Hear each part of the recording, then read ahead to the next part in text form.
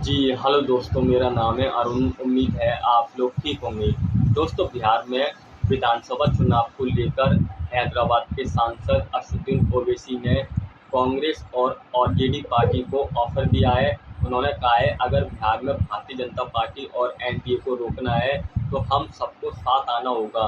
असदुद्दीन ओवैसी ने महागठबंधन के साथ मिलकर चुनाव लड़ने की पेशकश की है और एआईएमआईएम पार्टी की तरफ से दावा किया गया है कि आरजेडी और कांग्रेस के नेताओं के साथ उनकी बातचीत चल रही है।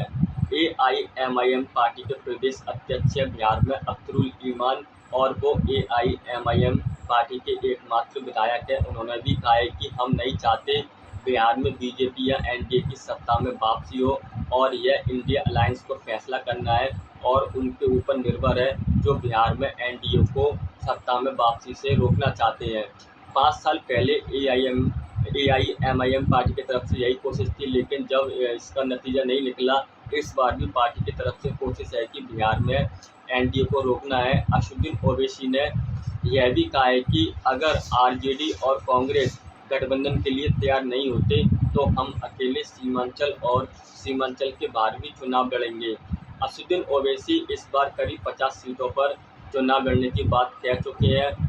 साल 2020 के चुनाव की बात करें तो असदुद्दीन ओवैसी ने 20 सीटों पर चुनाव लड़ा था, उनमें से 5 सीटें जीती थी। हालांकि 2022 में असदुद्दीन ओवैसी को झटका लगा था, तब उनके 4 विधायक आरजेडी में चले गए थे और अब केवल एकमात्र विधायक अख्तरुल ईमान है।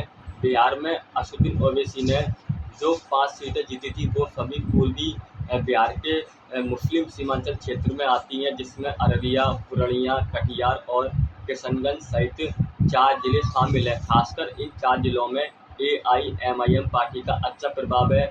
2020 के चुनाव में असदुद्दीन ओवैसी के 5 विधायक जीते थे, जब महागठबंधन को बड़ा नुकसान हुआ था। हालांकि बाद में 4 विधायक जो हैं वो आरजेडी में चले गए थे। फिर भी असदुद्दीन ओवैसी की पार्टी का कहना है कि उन्होंने हमारे विधायकों को तोड़ा था, हमें कमज़ोर किया था, इसके बाद भी हम विपक्ष के साथ मजबूती से खड़े हैं। ऐसे में हमें एक साथ इकट्ठे होकर चुनाव लड़ना चाहिए, किसी भी तरह भाजपा या एनडीए को रोकना चाहिए।